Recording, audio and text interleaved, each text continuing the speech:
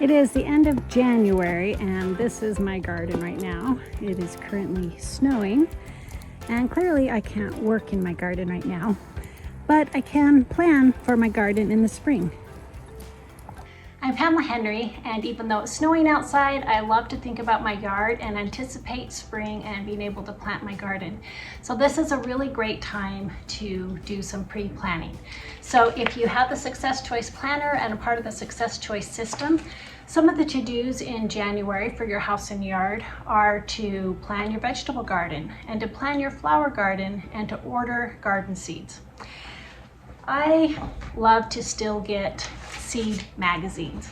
I know it's kind of old school and you can go online, and usually I do end up ordering online, but I love flipping through and seeing the vegetables in the garden, the flowers, and a lot of times I'll have new varieties for the year, and I like to look at that and see what those are and kind of plan out my garden. So now's a good time to order those seed catalogs if you don't already have them, or just go online and look and see what is available. If you order early, you have a better selection of seeds, especially if you like some different kind of varieties, and it's just kind of fun to try some new things.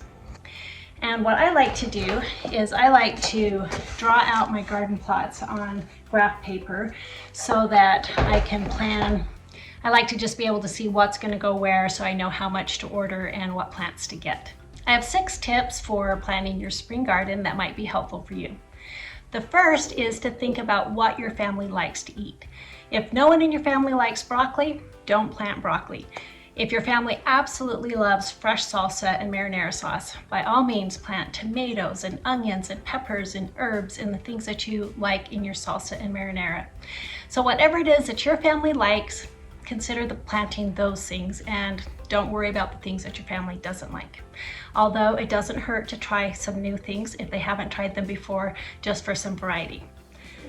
The second is to find out what your hardiness zone is. You can look online, or your seed catalogs will usually have a hardiness zone map so that you can see what plants and vegetables work in your particular area.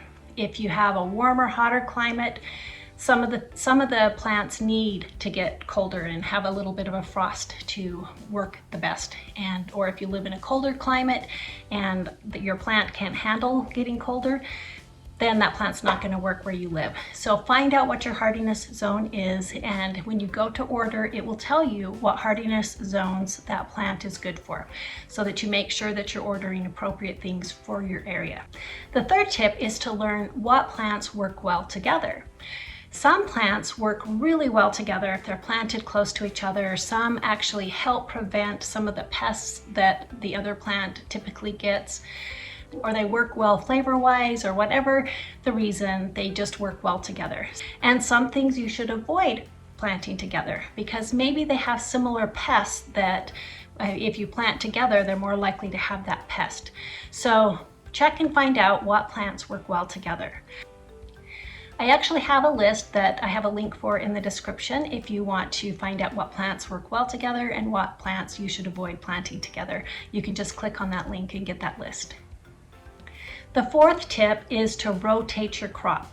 If you're always planting your tomatoes in the same place, you're more likely to get disease and have problems with your tomatoes, or whatever the plant it is. It's more likely to develop root problems or other pests if they're planted in the same area each year. So just every year, just kind of rotate your plants around so that they're getting fresh soil for that particular plant, and you're less likely to have those pests in your plants. The fifth tip is to order early. If you like variety, if you order early, you can have a better chance of having a good variety and getting the plants and seeds that you want. Of course, if you're ordering seed, you can order those at any time. You might be worried, oh, I don't want to order that blackberry plant or whatever because it's January or February and I'm not going to be able to plant it until May. Typically, you can order it whenever, and the seed company will send it when it's appropriate to plant in your particular region. So last year I ordered some blackberry plants in January. They sent them a few months later when I was able to get out and plant them. So go ahead and order early, and then usually they will send them when it's time to plant them. But check with your particular company and make sure that that's the case.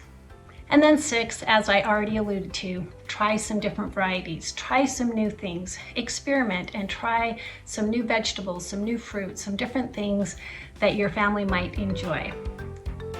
So have fun with it. Even though it might be cold and snowy outside, you can anticipate spring and get your spring garden planned out and your seeds ordered. Again, I'm Pamela Henry, and as always, I invite you to live your life on purpose, with purpose, choosing joy in the journey today. Have a wonderful day.